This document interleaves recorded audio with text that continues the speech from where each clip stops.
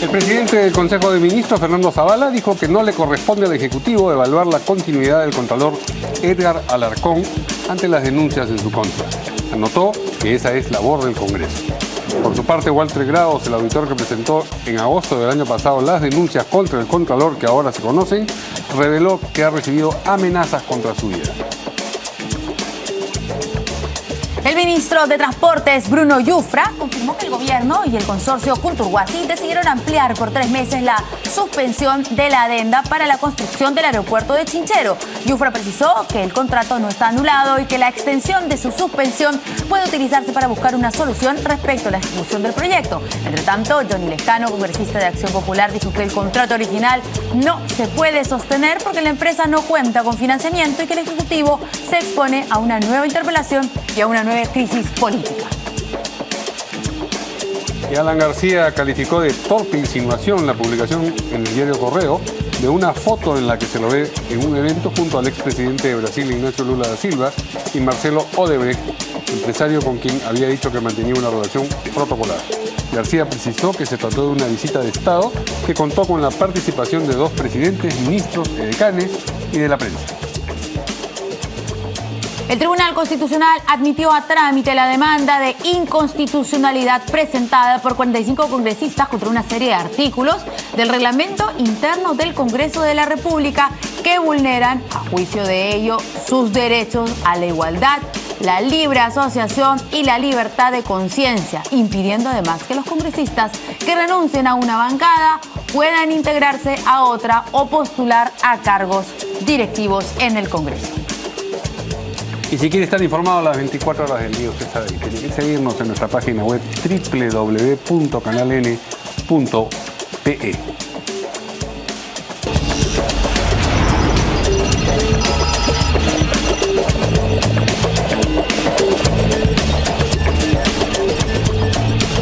¿Qué tal, amigos? ¿Cómo están? Buenas noches, bienvenidos a esta nueva edición de En Portada, que nos acompaña de nuevo Verónica. ¿Qué tal? ¿Qué tal? ¿Cómo estás, Mario? Muy buenas noches. Vamos a presentar a nuestros invitados. Tenemos a 2 congresistas de la República, Mauricio Mulder, de la APRA, y Gilbert Violeta, de Peruanos por el Cambio. ¿Cómo están? ¿Qué tal? Buenas noches. Caballeros, ¿cómo están? Buenas noches. Pero vamos a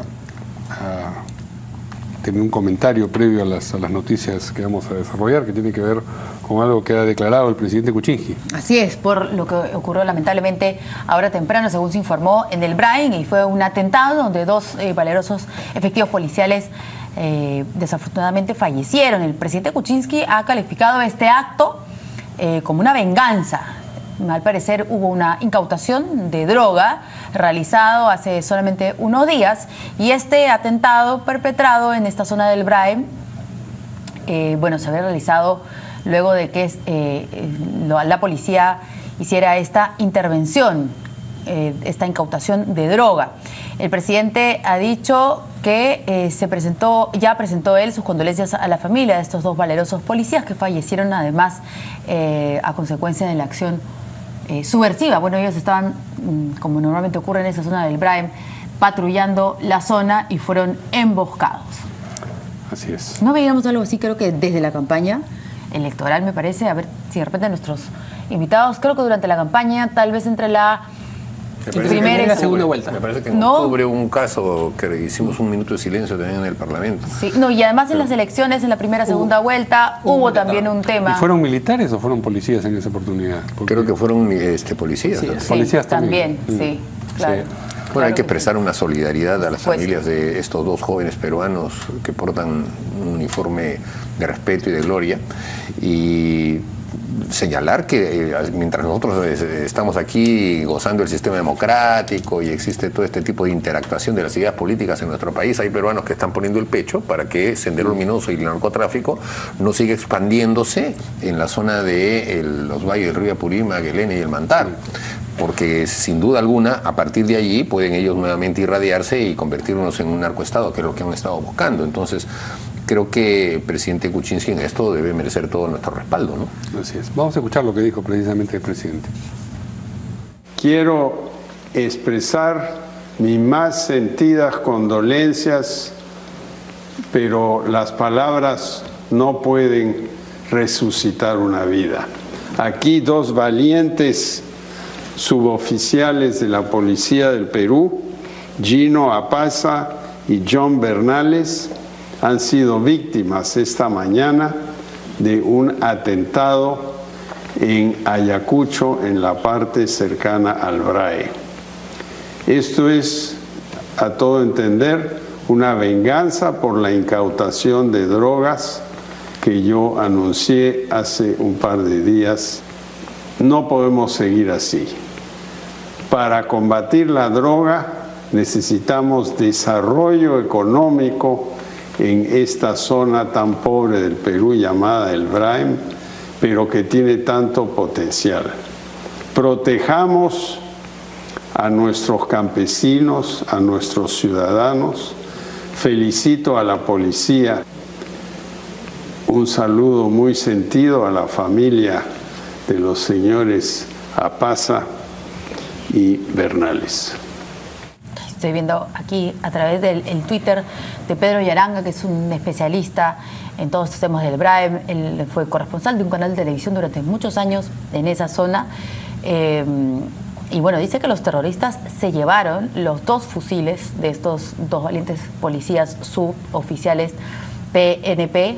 Y las fotos son terribles, la verdad, de cómo ha quedado el vehículo y regado los cuerpos de nuestros valerosos efectivos policiales. Y si se trata de una venganza, digo, era algo que se está esperando, nuevamente no podemos dejar desprotegidas a los vehículos, ¿no? Tantas veces hemos dicho que cuando se hacen ese tipo de patrullajes tiene que haber no una, sino por lo menos 3 camionetas, una que vaya adelante y una que vaya detrás. Eso es como casi imposible salir a hacer rondas en el BRAEM si no estás protegido, no puede salir uno, porque al primer descuido sucede esto, precisamente. Hay reglas especiales de patrullaje que hay que ver si se cumplieron o no, pero es evidente que el terrorismo está ahí y de todas maneras acciones de armas van a haber, y eso es lo que tenemos que apoyar, en el sentido de que las Fuerzas Armadas y la Policía Nacional tengan toda la confianza de que los políticos tenemos que apoyar su intervención allá. Bien, vamos ahora sí a las noticias que hemos desarrollado en los titulares. La primera de ellas tiene que ver con declaraciones del presidente del Consejo de Ministros, Fernando Zavala, en torno a las denuncias relacionadas con el contralor Edgar Alarcón. Él ha dicho, como se sabe, que no le corresponde al Ejecutivo evaluar si tiene que continuar o no en el cargo de contralor el señor Alarcón, y que eso le corresponde más bien al Congreso. Vamos a escucharlo. Que su hoy máximo. A nadie. Lo que sí, como mencionó el ministro de Economía en su momento, ellos venían trabajando para apoyar técnicamente a través justamente de el Banco Mundial para fortalecer a la Contraloría. Nosotros sí hemos discrepado sobre el informe de Chinchero, pues creemos que tenía algunos excesos y además fallas a nivel técnico. Sin embargo, esas denuncias han aparecido en un medio de comunicación, pero además han aparecido denuncias desde el Congreso de la República. Nosotros lo que buscamos es tener una Contraloría, digamos, con una solvencia moral y una capacidad técnica que ayude a identificar diferentes temas a nivel del Ejecutivo, del Gobierno Nacional en general, y que ayude, digamos, a que esa inversión pública, ese gasto público sea eficiente. Ahora, no nos toca a nosotros investigar, entiendo que ya hay una denuncia en Fiscalía, entiendo que el Congreso está tomando cartas en el asunto, así que serán ellos los responsables de investigar este caso que se ha presentado. Bueno, entonces les toca a ustedes evaluar la continuidad de Alarcón. En eso tiene razón. El presidente de la República propone al Contralor, pero es el Congreso el que lo elige a través de la Comisión Permanente, y es el Congreso el que lo puede destituir por falta grave. Lo podría hacer en una sola sesión de la Comisión Permanente, pero no creo que deba ser así. Yo creo que debe haber un proceso, debe haber una investigación. Le corresponde a la Comisión de Fiscalización y Contraloría, que ese es su nombre, investigar el tema. Plazo breve, que venga el Contralor, diga su versión, que venga la persona, el señor Grados, que lo acusó, que se analicen todos los temas y después se tome una decisión que se proponga a la Comisión Permanente. Y mientras tanto, Mientras tanto, ¿sigue ejerciendo como Contralor? Sí, claro, seguirá ejerciendo, pero ya es un Contralor evidentemente ya mediatizado y sin duda solamente dedicado a tratar de ver cómo se defiende ante el Parlamento. Pero no veo que haya otra circunstancia, porque fulminar directamente una sanción sin siquiera escuchar, sin siquiera investigar, no me parece lo correcto, ¿no? Y estaríamos violando el debido proceso. Bueno, yo estoy de acuerdo con lo que señala Mauricio, pero además una cosa, yo creo que si alguien tiene que ser intachable, moral, ética y legalmente, es el Contralor. Si el Contralor, que tiene que revisar las cuentas y verificar que las cosas que ocurren en el Estado se hagan de manera correcta y no, digamos, tiene un velo de cuestionamiento sobre su persona y sobre su función, yo creo que entonces las cosas no pintan tan bien, ¿no? O sea, el Contralor efectivamente entrará a un debido proceso, la Comisión Permanente tomará una decisión y luego se irá al Pleno para que se pueda definir esa situación, pero creo que él tiene probablemente que revisar su propia situación en términos personales, ¿no? Pero hay ese talante, perdón, sí, en el Congreso, en todas las bancadas, porque, por ejemplo, uno escucha a Miguel Torres y dice, no, yo he escuchado la grabación y depende de los oídos con los que uno... Bueno, pero por lo pronto el pedido fue formulado por Javier Velázquez, que no es nuestra bancada, y luego hoy ratificado también, digamos, se ha unido a este pedido nuestra bancada con Carlos Brus, por lo tanto, por lo menos dos bancadas ya nos hemos pronunciado al respecto. No bancadas. Bueno, efectivamente, en el caso Javier ha expresado que es una posición de él como despacho. Ok, pero ¿cómo se va a investigar esto? Porque las compras de estos vehículos se realizaron antes de que él sea Contralor de la República. Justamente, por eso. Entonces, la investigación. ¿Cómo procede esa investigación? Bueno, justamente por eso la investigación. Tenemos que discernir lo que le correspondía a su condición de simple funcionario y lo que le corresponde a su condición de Contralor. Y en función de esos criterios, él no podría ser eventualmente destituido por actos de Contralor, porque pasaría por una acusación constitucional previa. Sí. Pero si se trata de otros hechos que prevalezcan, sí. Es una discusión que de todas maneras se debe tener, por eso es que es difícil que en el Congreso haya unanimidad y hay distintos puntos de vista. Pero la investigación debe abarcar todo, debe abarcar sus reuniones con Vizcarra y con Torne en la víspera del tema de la cancelación del contrato. Pero más que reuniones, ¿no? Porque también hay unos audios. Con grabaciones mutuas y en el despacho. Que te doy, dime que te digo. Eso también se tiene que investigar y Torne tendrá que también acudir al Congreso y Vizcarra también y explicar cómo fueron estas circunstancias que determinaron la salida de un ministro. La pseudo, eso lo vamos a ver en otro tema, la pseudo cancelación de un contrato. Ya no es cancelación, ahora es otra vez una adenda que va a vivir 3 meses, no sé qué. Han dejado sin efecto la dejada sin efecto. La dejada sin efecto. Eso es una cosa impresionante. Pero todo eso está en el contexto, porque yo estoy convencido que si el señor Alarcón no hubiese emitido ese informe el día lunes, no iba a sacar nada contra él, no le iba a pasar nada, no le iban, eso que alguien lo tenía por ahí, iba a estar guardado en alguna parte. Nadie lo iba a sacar en los medios. Y estoy convencido, porque bueno, 2 más 2 es 4 en política, ¿no? Aunque no tenga ninguna prueba, que en la conversación que han tenido el señor Vizcarra y el señor Torne, esos temas los han puesto delante. Y seguramente le han dicho, mira lo que va a salir si es que sacas el tema. Y el otro lo ha sacado igual.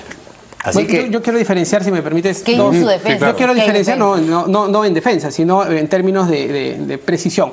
Primero, creo que el informe de la Contraloría sobre el caso Chinchero es un informe institucional. No, o sea, más allá de que el Contralor esté o no esté, de que sea el señor Alarcón o quien sea, el informe es un informe institucional hecho por auditores, por un equipo y por lo tanto, aún si no estuviera el señor Alarcón, el informe tiene que seguir el camino legal que le corresponde. ¿Usted no cree que es un informe que no sirve para nada, como han dicho muchos representantes del Ejecutivo? No, yo no diría. En la medida de que es un informe que está, digamos, emitido en términos formales y legales, yo creo que hay que darle el espacio y el lugar que le corresponde. Perdón, y en todo caso, desvirtuar. La viceministra de Transportes ha dicho que mandaría a los funcionarios de la Contraloría a clases de finanzas. ¿Eso qué significa? ¿Que el informe de la Contraloría qué es? No, Verónica, pero hay que diferenciar lo siguiente, que el contenido del informe sea un contenido que no tenga los elementos suficientes para que, digamos, tenga la madurez, la calidad de un informe es otra cosa, pero el informe ha sido emitido en términos legales, en términos formales y nadie lo puede ignorar. El informe está ahí y tiene que seguir su curso. Pero la segunda cosa, si me permites, es que si bien el Contralor no era efectivamente Contralor en el momento que realizó estas operaciones económicas de compra, venta de autos, era vicecontralor, era el segundo a cargo de la institución y gerente. Y para él existen funciones específicas específicas y obligaciones, y entre otras, no poder tener otro tipo de actividad económica y estar a dedicación exclusiva en su cargo. O sea, efectivamente será parte de las cosas que se tengan que investigar, pero creo que sí el señor Alarcón pues va a tener que explicar bien el tema. O sea, ¿habría causal para sacar, para levantarle la inmunidad y para poder sacar al Contralor? Por lo pronto, como vicecontralor, no podía hacer lo que tenía, lo que ya no es había indicado. vicecontralor. No, lo que era en ese momento. Claro, pero entonces no puedo decir, bueno, en el momento que fuiste vicecontralor, hiciste esto irregular, ahora te sacamos de vicecontralor. No, pues es contralor. ¿Cómo va a funcionar eso? Así es, porque al final su responsabilidad tendrá que asumirla ahora. La responsabilidad no la va a asumir sobre actos del pasado, sobre funciones que cumplió en su momento, pero la responsabilidad la asume ahora. Que además hay un componente que es responsabilidad política. El Contralor tiene, por eso mismo va al Congreso, porque hay una suerte de juicio político que se hace sobre él. Y insisto, si alguien tiene que ser intachable en su función pública es el Contralor. Y sobre el señor Torne y estas conversaciones extrañas que han salido justo antes de que saliera Alfredo ha explicado el contexto de su conversación, y si se tiene que investigar algo, yo estoy seguro que él dará las explicaciones y tendrá que aclarar cualquier cosa que haya que aclarar. ¿Cómo califica estas conversaciones? ¿Cómo las califica? Porque yo no lo conozco, digamos, en persona, al ministro de Economía, solamente las imágenes que vemos de él a través de la conferencia de prensa, y además lo que hemos escuchado que ni siquiera es audio, sino transcripciones. Entonces tampoco escuchamos el tono de la conversación. Pero es algo así como, el presidente me ha dicho que nos apoyes, justo antes de que el Contralor le estaba diciendo que necesitaba más plata. Bueno, pero el presidente dice esto. O sea, pareciera que se está condicionando una cosa con la otra. ¿No es así? ¿Estaba bromeando o cómo lo entiendes? No sé si bromeando. Parece que es una conversación ligera en un ambiente informal, porque no estaban finalmente en un evento, en una mesa de trabajo. También tiene humor en una inglés, reunión. entonces, el ministro. Bueno, sí, Alfredo tiene un poco una personalidad muy parecida a la de ¿Pero qué tenía que hacer eventos, pero ministro reuniéndose con el Contralor? Porque estaban revisando su presupuesto. No, estaban hablando, no, ahí está notorio que estaban hablando del informe Chinchero. Acababa de pasar estoy hablando de Vizcarra también. Acababa de pasar la interpelación de Vizcarra y después se reúne con el Contralor a sabiendas de que el día lunes va a haber un informe. O sea, eso sin duda es lo que ha motivado esa reunión, porque así de una manera de rutina. Y lo que precipita la denuncia de Vizcarra. Lo que precipita la denuncia de Vizcarra no es la revisión del presupuesto de la Contraloría, digamos, ¿no? Exactamente, es justamente el informe de la... Además, el señor Vizcarra dijo: nos hemos reunido, o sea, luego de habernos reunido, estas reuniones que después hemos visto que se ha conversado en ella, a raíz de esas reuniones es que él decidió renunciar. Bueno, primero decir que no iba el contrato y luego el renunciar. Y este tema además es indesligable del siguiente, porque si el día domingo se anuncia la cancelación del contrato, en la noche, para justamente anteponerse al informe que iba a salir al día siguiente, era porque ya se consideraba que ahí terminaba el tema y se buscaba que se desinflara la imputación. Como el día lunes recobró fuerza con la imputación porque llegaba a nivel de viceministro, entonces Vizcarra renuncia, que no tenía por qué renunciar. Yo no sé por qué, o sea, agrandaron el problema en el gobierno, lo agrandaron. Y ahora lo están agrandando más al decir que ya otra vez van a recuperar el contrato, que ya no lo cancelan. Me parece impresionante. Sí, ese es el siguiente tema. Pero coincidimos en que no debía renunciar. No debía renunciar, pero coincidimos entonces en que es una pésima lectura política del gobierno.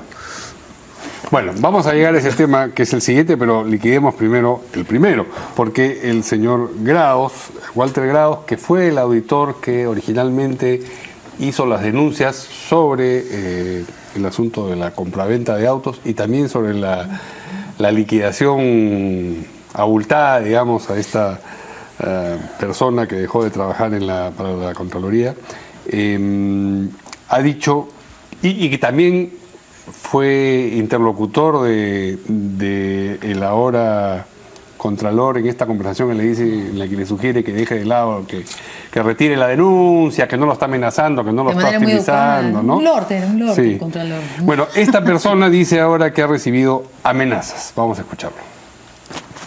El tema de su seguridad, ¿usted se siente seguro? ¿Cuenta con algún tipo de respaldo? Yo justamente presento un reiterativo al Congreso de la República, a la presidencia del Congreso de la República, solicitando imparcialidad, celeridad en mi denuncia, y a la vez hago de conocimiento un posible atentado contra la vida y el cuerpo de salud de la persona que habla y de mi familia, porque recibí una llamada telefónica. Se le hizo de conocimiento al Congreso, pero nunca tuve una respuesta. Mi vida está en juego. O sea, el denunciante está expuesto, nunca he tenido. Ahora recién he contado con una seguridad. ¿Otorgada por quién? Los hechos que se están ventilando. ¿Otorgada por quién? Perdón, ¿por la policía? Sí, por la Dirección de Seguridad del Estado. Felizmente que recién me han hecho caso. Correcto. Solamente una última... Mire, quien habla es una persona que lucha contra la corrupción y contra la impunidad, porque yo ya estoy harto, porque yo tengo 16 años en la Contraloría General de la República, toda la vida, todos los 16 años, en unidades operativas, en comisiones de servicio, y sé qué cosa es la corrupción, y uno ya está harto. Uno cuando va a una institución es pura corrupción, pura podedumbre, señor. ¿Hay corrupción en la Contraloría? Pura podedumbre. ¿Hay corrupción? Hay que poner nuestras potas de arena. Sí, bastante corrupción. La corrupción no baja, como le digo. Las instituciones piden más plata, pero la corrupción sube. Ok, y en el caso... Bueno, se va a investigar en el Congreso. Sí, eso es lo único real. Es un espacio para que este ciudadano llegue y cuente todo lo que sabe. Y eso sirva de insumo para una información adecuada. ¿Y por qué no nos advirtió cuando estábamos eligiendo a ese señor? Mejor nos hubiéramos ahorrado todo esto, porque había tremendo debate nacional, porque decíamos, no, Alarcón, decían algunos congresistas, era nadinista, ¿no es cierto?, humanista. Bueno, fue propuesto por ellos. ¿Cómo no nos contaron de esto antes? Bueno, pero ahí fallamos todos, incluida la prensa. Porque esto lo ha sacado la prensa también, ¿no es cierto?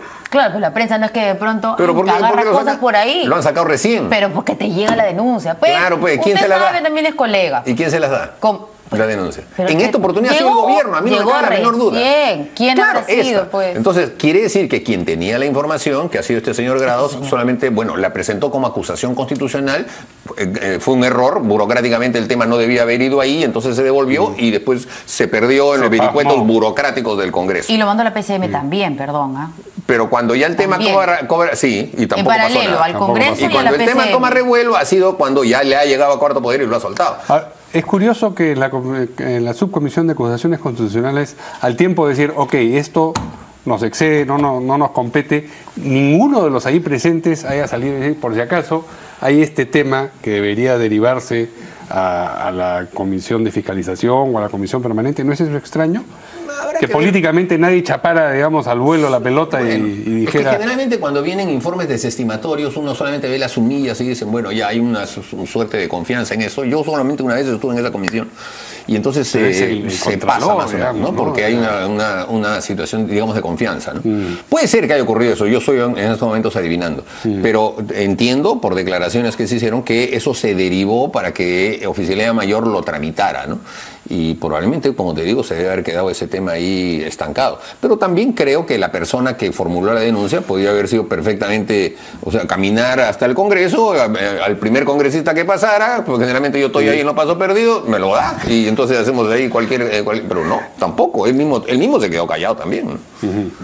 A mí lo que me llama la atención es qué está pasando en la Contraloría, que hace creo que menos de 2 semanas el Contralor también dio una noticia similar, dijo que él también había sido amenazado de muerte y que temía por su seguridad, y ahora el auditor también dice un poco lo mismo. O sea, aquí deben estar pasando cosas que son muchísimo mayores y mucho más complicadas, que hay que darle una mirada a profundidad, ¿no? O sea, más fácil sería que el Contralor renunciara. Bueno, sí entiendo que el Ministerio del Interior, nosotros pedimos, por lo menos como bancada le hicimos presente, que el Ministerio del Interior debería entrar a mirar esto con la unidad de inteligencia criminal de la policía, a ver, porque si es que es mentira, si es que fuese falso, hay una responsabilidad, y si es que es real, hay que determinar de dónde viene la amenaza. En cualquiera de los dos casos hay que determinarlo. Estoy ocupado yo en estos temas de los taxis, de los robos, los asaltos, las mega operativos, que no estoy muy enterado. Bueno, seguro que hay muchas cosas, pero no es poca cosa que el Contralor y luego el auditor que investiga al Contralor,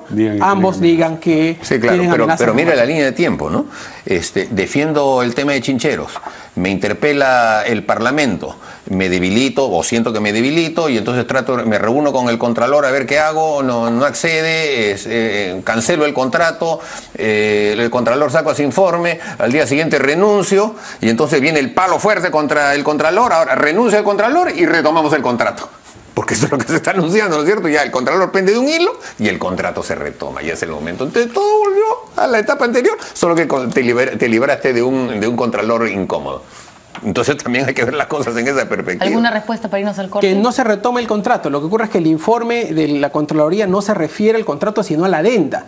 Y lo que ha dicho el ministro no es que lo está retomando, lo que ha dicho es que se está suspendiendo para darse 3 meses y poder definir qué va a hacer con el caso Chinchero. Eso es lo que ha dicho Eso es lo que ha dicho porque el otro ministro, cuando todavía era ministro, dijo que se habían dejado sin efecto el contrato lo habían y la resuelto. adenda. Claro, es una contradicción flagrante entre un ministro y el otro. Y no solo eso, sino que dijo que iba a convocar a otro concurso para un nuevo contrato. Claro, pero ojo, el ministro lo dice en una entrevista y no había ni salido el informe de la Contraloría. ¿Por qué dice? Pues, bueno, pero eso es una responsabilidad.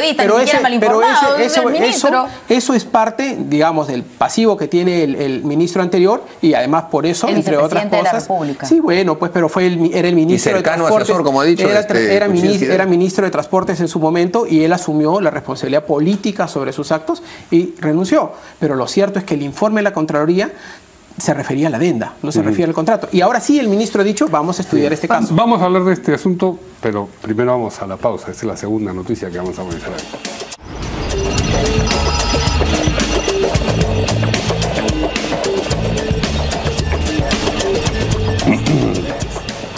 Bueno, vamos con lo que estábamos anunciando. Escuchamos primero al ministro de Transportes y Comunicaciones, a ver, para lograr entender qué va a pasar con el contrato para el aeropuerto de Chinchero. Se ha conversado con las autoridades del Cusco, quienes han postergado la iniciativa que habían sugerido de tener un paro, han postergado para darle justamente espacio a que esta nueva administración pueda entrar a tallar al ministerio, viendo todos los temas vinculados principalmente con el aeropuerto de Chinchero. Lo que se ha hecho, y aquí tenemos que tener bastante claridad, ha sido mantener un estatus de suspensión de la adenda que se firmó en el contrato. Nosotros, al asumir la responsabilidad en el ministerio, tenemos que ver, como se ha anunciado previamente, todas las opciones de solución que se tienen alrededor de este contrato, que recuerden es un contrato que nosotros hemos heredado del gobierno pasado y es nuestra obligación velar por los intereses del Estado.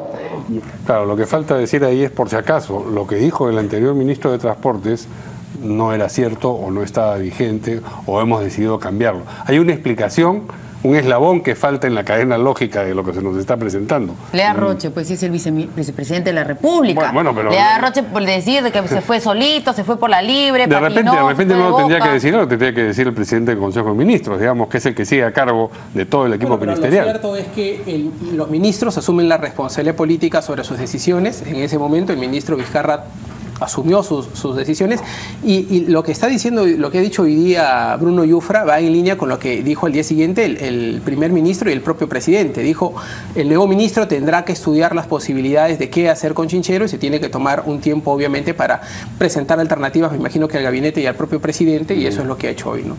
A mí me parece que es todo lo contrario. Hay una muestra ahí de un desorden muy grande y quizá de una enorme presión de este consorcio que no sé qué corona tiene. Yo estoy convencido de que el señor Vizcarra, cuando anuncia la cancelación del contrato, y con la anuencia de Pedro Pablo Kuczynski, porque ha pasado lunes, martes, miércoles, toda la semana, más 2 días más de esta semana, y Kuczynski en un momento dijo, no, por si acaso es una suspensión nada más de la adenda. Nunca él, presidente de la República, o sea, lo que dijo su ministro y cercano asesor, como lo ha presentado ahora, y su vicepresidente, porque lo lleva a todas partes, eso no ha sido desmentido por él, ha sido avalado por él con su silencio. Y ahora resulta que sale el nuevo ministro y dice, no, es una suspensión de la adenda por 3 meses. Quiere decir entonces que aquí una extensión de una suspensión que ya estaba vigente. Que ya estaba vigente. Sí. Entonces vuelven, no, por si acaso el contrato nos lo dejó el gobierno anterior, que no sé qué, no sé cuánto, vamos a explorar salidas. Francamente a mí me parece deplorable. El aeropuerto cuesta 584 millones, según nos lo dijo Vizcarra. Hay muchas personas con las que yo he hablado y que conocen de estas cosas que dicen que les parece carísimo. Ya, pero no importa, digamos que cueste 600 millones. Es la mitad de lo que va a costar los panamericanos. ¿Por qué no lo hacen con obra pública? Mañana va al Cusco, anuncia obra pública, decisión del Ministerio de Transportes y pone la primera piedra y empiezan a trabajar. ¿Por qué están en este de ir y venir? Bueno, la única sospecha que tengo es que ese consorcio, donde están pues las hermanas, las amigas y sabe Dios quién más, tiene mucha fuerza en este gobierno. y ha logrado ahora quebrar al propio gobierno en su determinación de cancelar el contrato. No importa que vayan a hacer el ridículo de tener que decir que ahora esto de suspensión, pues esto de la adenda y no sé qué, pero seguro que todo el objetivo es retomar el contrato y van a volver a tener los mismos problemas políticos, porque eso es un engañamuchachos a toda la ciudadanía. Y no me parece que el gobierno pueda mostrarse de una manera tan endeble frente a un consorcio que a su vez también es sumamente endeble, y esa es la raíz del problema, ¿no? ¿Qué dice el Congreso? Yo creo que el gobierno lo que tiene es la determinación de llevar adelante Chinchero. Ese es un compromiso del presidente con el sur del Perú, con el Cusco. Creo que lo tiene que hacer, tiene que tener la determinación de llevar adelante, y creo que hay que darle tiempo al ministro para que en este lapso y de repente incluso antes nos traiga las alternativas a los peruanos y al presidente, obviamente, al gabinete, de cómo podría ser la mejor manera de llevar adelante esto. Así es que es una cuestión sencillamente de días. Lo que queda claro, insisto, la Contraloría se refirió a una observación de la adenda, sobre esa base, no al contrato original, y sobre esa base el ministro tendrá que hacer las evaluaciones de qué es lo que legalmente corresponde, tampoco para terminar perjudicando los intereses del Estado frente a eventuales arbitrajes o lo que fuese. La suspensión lo que le da es un espacio de tranquilidad para tomar decisiones. Ahora, mínimo citar a Yufra al Congreso para el día lunes o martes, a la Comisión de Transportes, a que explique qué es eso.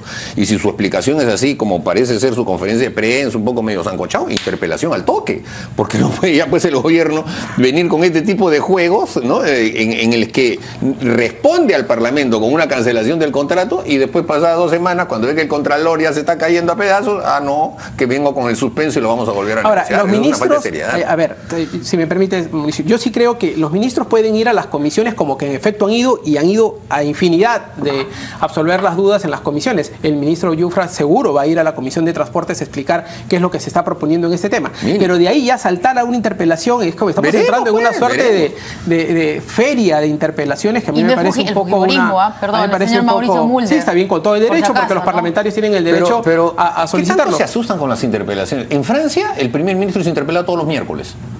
Y ellos, a ver, ¿qué tanta cosa? ¿Acaso se va a caer el gobierno, etcétera? Porque interpelar es dialogar, es preguntar, simplemente. Porque tenemos un sistema de comisiones en el que el ministro es interpelado periódicamente a nivel de las comisiones. Lo que ocurre es que nuestro sistema de interpelación es llevarlo al pleno y someterlo ya a un nivel de presión política de otra naturaleza, tiene otra connotación. Le han dado al ministro Yufra una papa.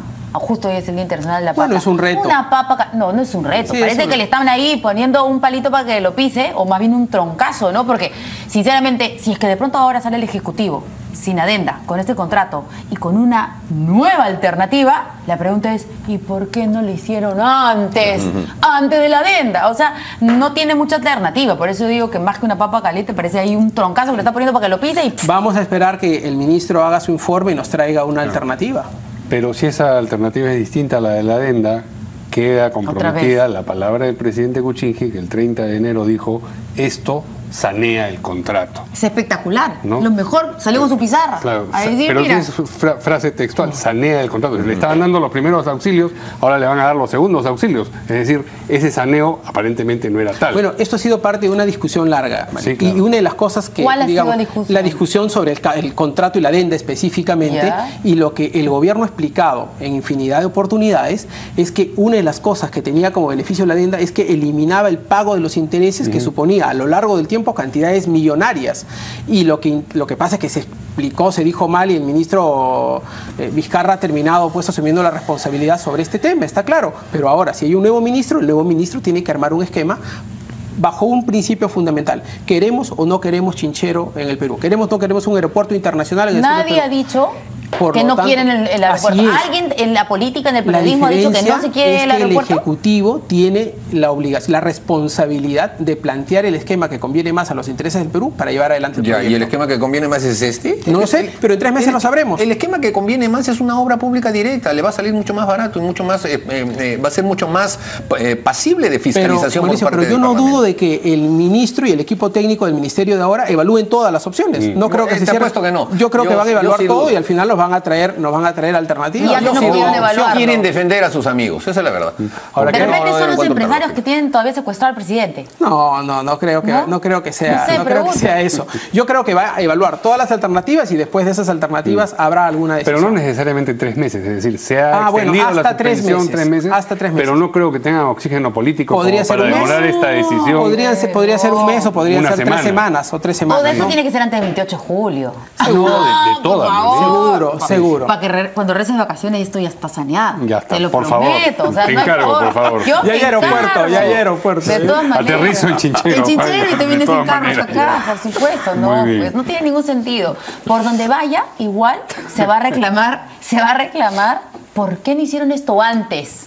Así digan, no, que lo haga el Estado. ¿Por qué no lo dijeron antes? Han sacrificado al vicepresidente de la República.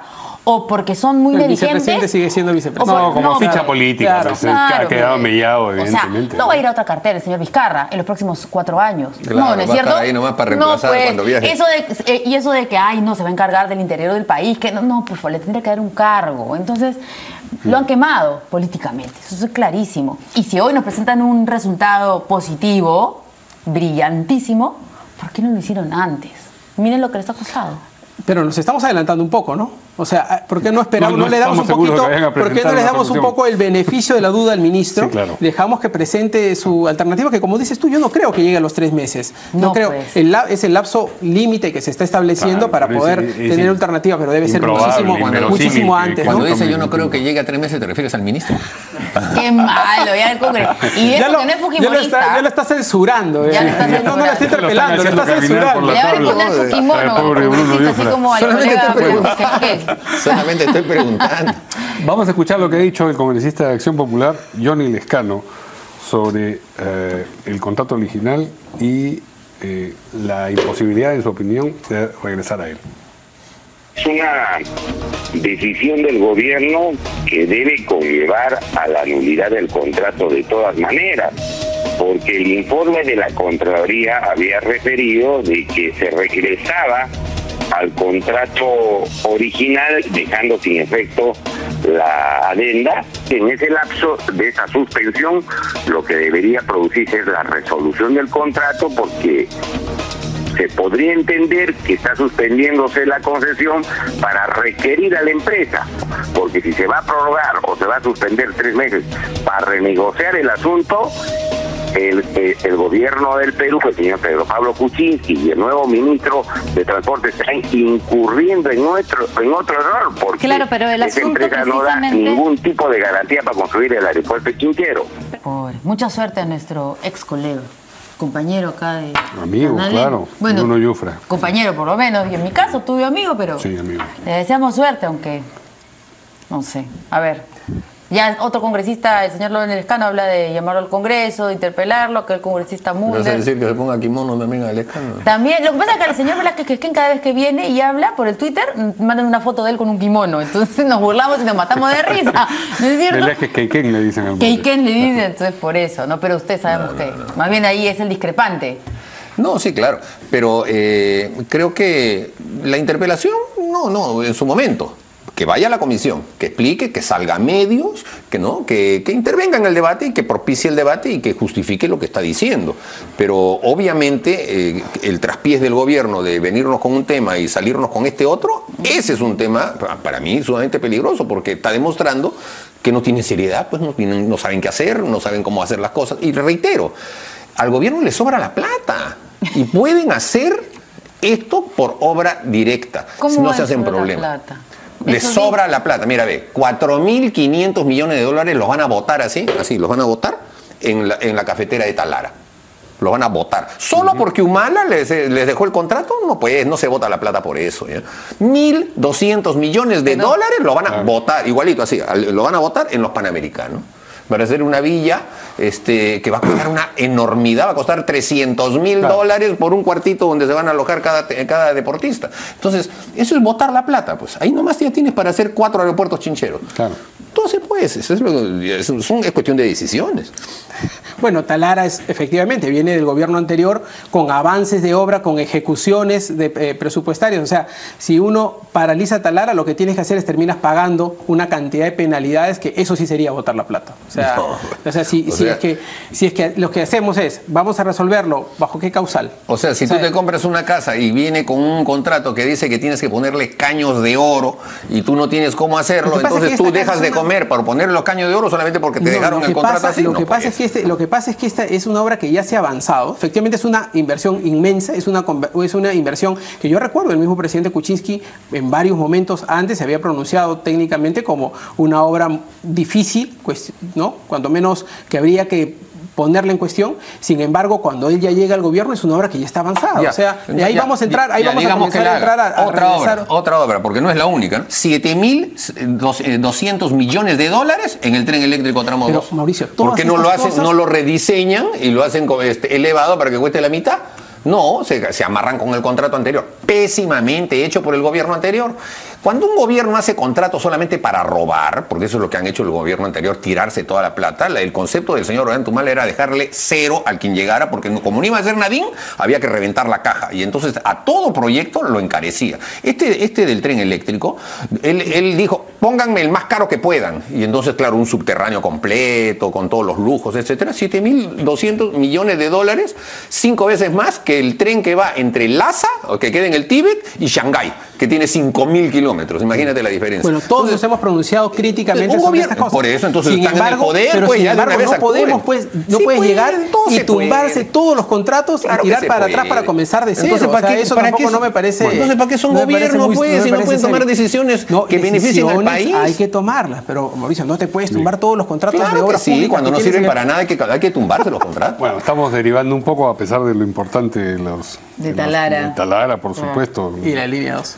Y de los panamericanos. Al contribuyente que llora. Por supuesto. Muy bien. Pero tenemos que ir a una pausa y regresamos ahora con lo que ha dicho Alan García sobre la foto que ha aparecido en el diario Correo de una reunión en la que él estuvo presente y estuvo también Ignacio Lula da Silva, Marcelo Odebrecht y otros personajes.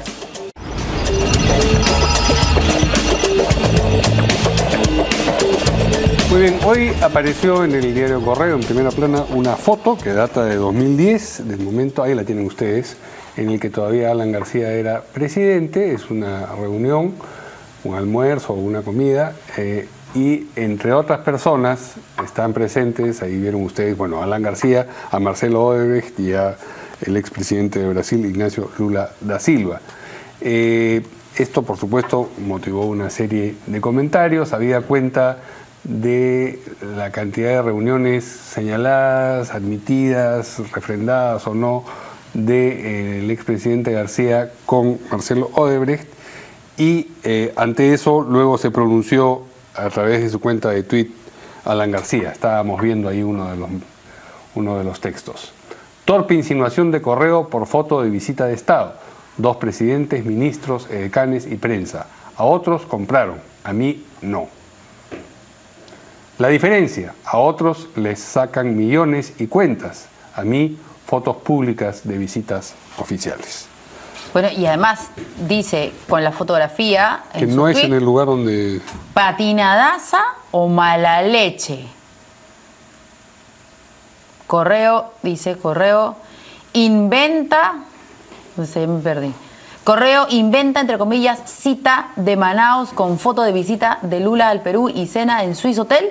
Declaración sobre una nueva patinada o maldad periodística. Entiéndalo de una vez. A otros compraron, a mí no. Después han hecho un montón de memes también con esta fotografía muy divertidas a lo largo del día por la cara del señor Marcelo Odebrecht contemplando a Alan García. Pero ese es para el programa de Mujeres sin Filtro. A ver, ¿qué dice el señor Mauricio? A ver, estamos en víspera de que supuestamente se va a saber todo el desembalse, ¿no es cierto? Ahora se ha dicho de que esa información va a llegar a la Fiscalía Peruana y la Fiscalía Peruana tiene compromiso de no divulgarla. Pero creo que muchas cosas que llegan a la Fiscalía Peruana afortunadamente se filtran, ¿no? Después salen los medios y dicen, he tenido acceso, dicen, a los documentos. Ojalá, porque se necesita saber realmente por el bien de la República. Pero la cosa va a ser paradójica porque a un presidente le dan 20 millones, a otro presidente le dan 3 millones y a Alan García le dan la mano. Y a Alan García lo van a condenar por el número de veces que le dio la mano, porque o sea, él dijo que 4 y son 3, y acá hay una más que son 5. Y a veces es trascendente en estos momentos. Bueno, que digan, tratándose de este caso, sí, pues, ¿no? Pues, porque... si vienes acá para dar 80.000 entrevistas, me van a preguntar eso de todas maneras, vamos a verificar cuántas son, porque es importante, pues no es una reunión cualquiera. Está bien, pero ¿y dónde está pues la acusación de que recibió plata? No hay. Ese pues. es el tema, no hay pues. Y además, aún no hay nada, como ha dicho el señor García. No hay, pues. Por eso digo, estamos en víspera de este tema, ¿no es cierto? Y el día que un presidente viene y otro presidente no lo reciba porque está viniendo con corruptos, ese día pues ya las relaciones internacionales se acaban, ¿no? Cuando Lula viene al Perú, viene con su comitiva, ahí está su comitiva, todos esos que estaban ahí eran brasileños y habían venido para lo que vienen, pues, o sea, vienen para hacer políticas de Estado. Y nadie desconoce que Lula traía pues a esos empresarios. Ahora lo que se conoce es que esos empresarios le daban a él, ¿no es cierto? Y él usaba su condición de jefe de Estado para promover esos empresarios, sin duda alguna, eso sí se sabe. Pero de ahí a derivar que por esa reunión de Estado, en la que un presidente como el presidente brasileño, aquí en América Latina nadie le puede decir que no a un presidente brasileño, por el peso geopolítico que tiene que demostrarse que es el inicio de un delito, de una coima o de lo que fuera. Pero lo cierto es que eso no está pues en ninguna parte. Eso es lo que les duele a quienes buscan fotos, buscan ocasión de decir aquí dijo en esta comisión tal cosa, pero después en realidad era esta. Aquí el tema de fondo es, ¿hubo coima? Sí hubo una coima, evidentemente que llegó al señor Cubas, al señor Luyo y a varios más en el tema del tren eléctrico. Sí la hubo. ¿Por qué esa coima no llegó a instancias superiores? Bueno, pues ahí lo dirá el señor Odebrecht, ¿no es cierto? Lo dirá el señor Barata. ¿Lo sabremos los peruanos? Sí.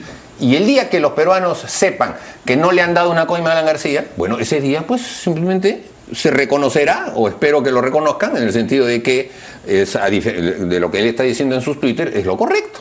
El que haya una reunión o no la haya es absolutamente intrascendente para el tema de fondo. Yo prefiero no ser tan mal pensado como por lo general suelen ser los políticos y hacer un poco hacer leña a los demás. Yo primero creo que una foto no hace una película. Creo que este tema de Odebrecht y todo el tema de las empresas brasileñas en general, creo que es una historia que se está conociendo poco a poco, se tiene que terminar a conocer. Lo que yo destaco del presidente García es que, a diferencia del presidente Toledo, García parece que está acudiendo a todas las citaciones que le hacen los fiscales y que le hacen los jueces en el Perú, y además está haciendo una defensa de su propio caso, a diferencia de otra gente que no lo hace. Eso me parece que es por ese lado destacable. O sea, a mí en general, te digo la verdad, a mí no me satisface, no me alegra el hecho de ver a expresidentes o incluso a ex autoridades, gobernadores regionales, como a gente que sí, ¿no? Les place, les place, sí, pero sí parece, se indignan, pasan de la indignación y parece que sí encuentran cierto placer en eso, y yo creo que no. Yo creo que los peruanos en general nos conmocionamos cada vez que vemos que nuestras autoridades o ex autoridades terminan como terminan ahora. ¿Por qué? Porque al final se refleja un poco del país. O sea, como país estamos llegando a un punto en el que nos estamos develando nuestras propias miserias de sociedad. Entonces la corrupción está de entrada, claro, y no solo en el sector público, está de entrada en el sector privado también. Ayer estuvo aquí en Lima el comisionado para la lucha contra la corrupción de Naciones Unidas, y justo una de las cosas que se conversaba con él tenían que ver con estos temas, y una reflexión más profunda que nos tiene que llamar la atención sobre qué está pasando en el Perú para que tengamos a expresidentes, gobernadores regionales, alcaldes, autoridades, todo el mundo bajo el manto de la sospecha y de los procesos.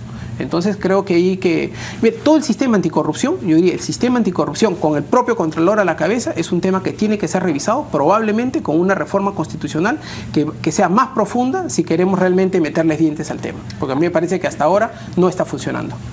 Bien, vamos a compartir con ustedes unos mensajes de la Fiscalía precisamente sobre cómo se va a divulgar o no la información que llegue desde el Brasil a propósito de todos estos casos relacionados con Lava Jato. Dice, lo último, fiscal de la Nación recibió oficio circular del Procurador General de Brasil, Rodrigo Janot.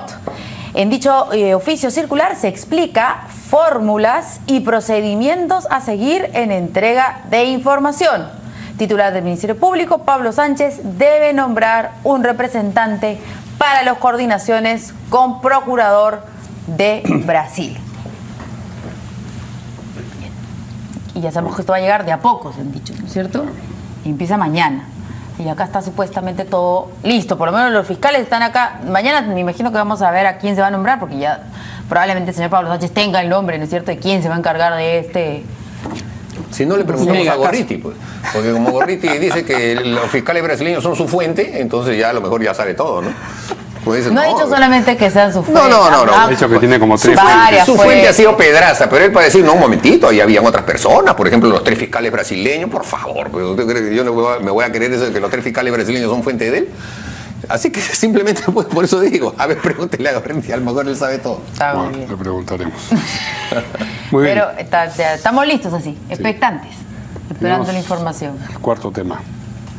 A ver, el Tribunal Constitucional ha admitido a trámite, esto es un tema directamente para los congresistas, esta demanda de inconstitucionalidad presentada por 45 parlamentarios contra una serie de artículos del reglamento interno del Congreso que vulnera, dicen ellos, su derecho a la igualdad, libre asociación, libertad de conciencia, impedimento además que los congresistas que renuncien a una bancada pueden ingresar a otra o postular cargos directivos. Esto es a raíz de la llamada ley antitránsfuga, aprobada por el Congreso.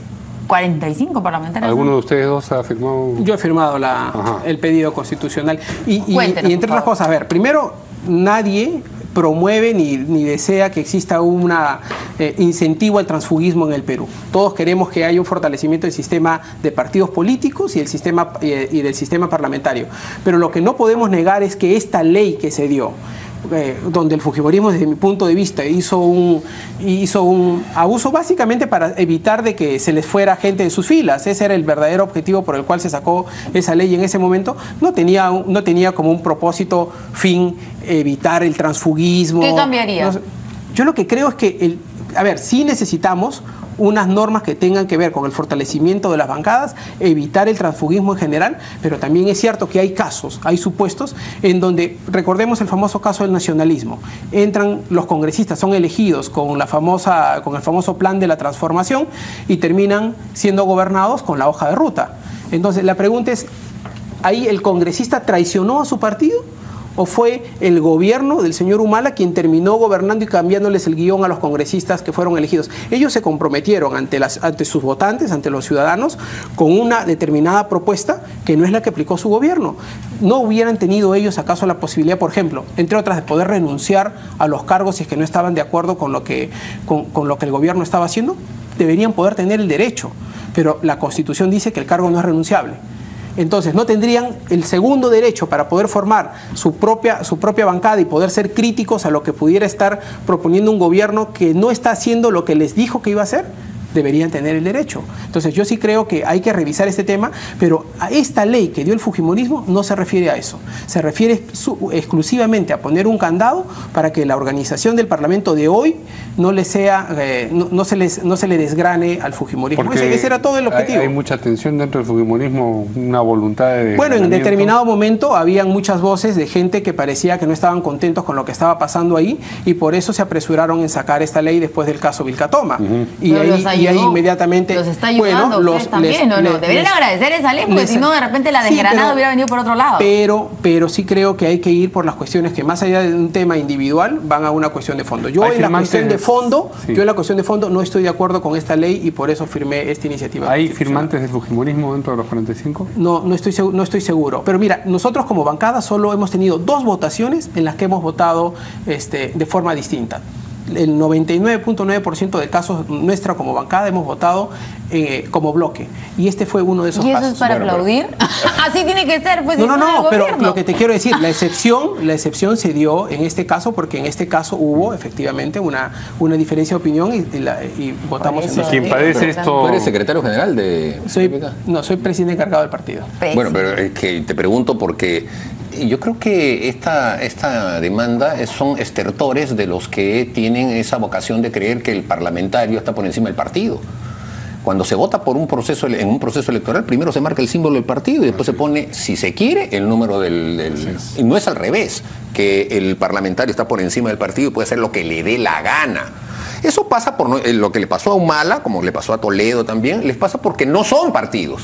Y eso les pasa también a ellos, porque claro, si aparece un congresista que pide la vacancia del presidente de la República, y tú me dices, este debe ser de oposición recalcitrante, no, era del partido del propio presidente, ¿no? Y ya tenían ese tipo de discrepancias, es porque no son partidos, es la verdad. O sea, se han conocido el día que juramentaron, no han tenido una trayectoria previa, que ahora felizmente se está recogiendo en el proyecto de Patricia Donaire, ¿no? Por lo menos 3 años de constitución de un partido político antes de que postule, para que los que militan en ese partido político se conozcan entre ellos siquiera, no que lleguen al Parlamento y no, recién se están conociendo. Entonces, si en el Parlamento y el reglamento dice que los grupos políticos se forman alrededor de los partidos políticos, lo mínimo que se puede hacer es evitar que el parlamentario sienta, como están planteando ellos ahí, ¿no?, que su libertad de conciencia está encima, que sus opiniones están por encima. No, sujétense a opiniones partidarias. Y esto, en realidad, está promovido sustantivamente por el grupo disidente de los del Frente Amplio, ¿no? Que son los que quieren ellos tener su partido aparte. Pero si sabemos que la izquierda siempre hace lo mismo. Pero son 9. No, son 10 y 10 son. Bueno, 10, acá hay 45 firmas. No, y han firmado ellos, han firmado los de APP, han firmado, o sea, de Acción Popular y de la, pero no han firmado ninguno. ¿Qué van a firmar? Pues ustedes calladitos, nomás se traen. Sí, pero de Acción Popular tampoco. ¿Por qué? Aunque creo que Lescano estaba apoyando. Si Lescano se promotó. Porque Lescano quería jalársela a la Vilcatoma. Y no lo dejaron. Y él está detrás de este tema. Pero yo he conversado con Vitocho o sea, ellos todavía tienen un pensamiento de partido político. Y ese es el pensamiento que debe haber. Ahora, quizá como el Congreso no está formado pues con partidos sólidos y constituidos, la realidad de pase pues esta intención, ¿no es cierto? Y es comprensible que tengan que se sientan sujetos a una norma en la que no puedan discrepar. Pero si nosotros otra vez vamos a estar relajando, o el Tribunal Constitucional, no me extrañaría que el Tribunal Constitucional relaje nuevamente las normas, que no nos estén pidiendo después a los parlamentarios que saquemos leyes para fortalecer a los partidos políticos, porque después con este tipo de decisiones debilitan de nuevo a los partidos políticos y emiten normas que establecen la supremacía del individuo por el colectivo. Y a mí me parece que eso es un error en la política. No me extrañaría este Tribunal Constitucional. Espero que ahora sí prime un poco un criterio más razonable y no como el que tuvieron cuando anularon el voto del magistrado Vergara y un sí lo convirtieron en un no para reabrir el caso del Frontón, que es un legicidio impresionante, ¿no? Y que les merece una acusación constitucional en este momento, ¿no? Bueno, yo he integrado el grupo de reforma electoral con Patricia Donaire y estamos proponiendo una serie de cosas que, dicho sea de paso, todo indica que no se va a aprobar en el Parlamento y que lo han mandado a un punto muerto y que va a terminar saliendo una ley parche. Pero, por ejemplo, entre otras cosas, eso nos lleva a la discusión también de que si es que debería o no haber voto preferencial, porque la otra discusión que está asociado a esto es que los congresistas dicen nosotros hemos salido elegidos por nuestro voto preferencial, bajo la lógica del congresista Mulder, entonces también hay que eliminar el voto preferencial, cosa con la que yo, ¿no es cierto?, creo que es un tema muy cuestionable. Tenemos otra fórmula para eso. Pero yo insisto, no coincido democráticamente, discrepo en esto, porque yo sí creo que tenemos que respetar el derecho de los parlamentarios a crear su propia organización bajo un criterio de conciencia. Sin embargo, se puede respetar perfectamente las cuotas parlamentarias y se puede respetar el fortalecimiento de los partidos al interior del propio Congreso, y esto no le hace daño. Esta ley que dio el fujimorismo no era una ley antitransfugismo, era una ley para proteger al propio fujimorismo de la gente que no quería estar ahí. Muy bien. Muchas gracias a nuestros invitados. Gracias a ustedes. Gracias. Verónica. Hasta mañana con Verónica y yo. En unos días regreso. A Chinchero, al aeropuerto de frente, porque esto se va a resolver así. Buenas noches. Hasta mañana.